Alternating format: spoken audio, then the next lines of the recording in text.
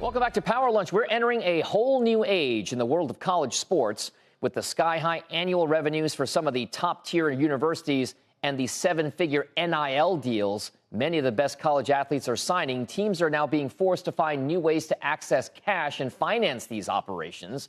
And some insiders believe that we are on the verge of having college teams selling stakes to private equity firms as a way to gain immediate capital access.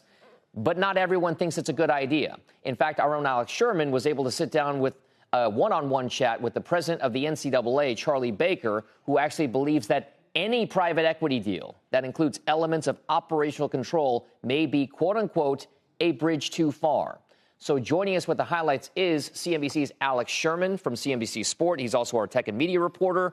Talk to us about what exactly it means for private equity to be involved in amateur sports at the college level. Yeah, so Baker's comments stem from conversations he's had with the athletic directors, conference presidents and commissioners, who basically say to him, look, we're interested in getting outside cash, but if there's a piece of this that's going to impose on our own operational control of the teams, that may be a non-starter for us, because they realize that the incentives may not line up, right? Certain athletic departments may want to promote lower revenue sports over higher revenue sports. Well, that may not jive with what a private equity firm wants. Take a listen to what Charlie Baker told me.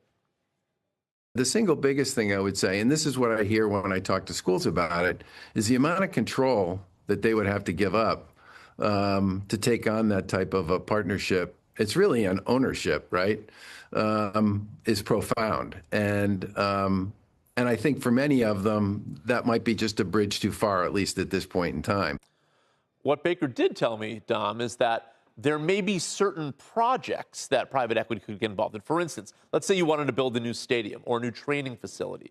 Well, those kind of have an end date, and actually a school may want to turn over some operational control to a private equity firm that has some experience building something like that. So that may be a way where they could take outside cash. But this idea of sort of securitizing teams and selling a stake, that's something that I actually spoke with sports investor Mark Lazary about. He told me we've gotten really close to something that kind of looks like that with derivative securities, where we kind of buy a piece of the revenue for future revenue, but no team wants to be the first team out of the gate. I asked Charlie Baker about that idea too, this sort of securitizing of teams in terms of this revenue thing. He said, you know what, I haven't really heard that quite yet. So like he kind of punted on that question. But, you know, Lazary seemed more bullish on that as a future idea. There's a lot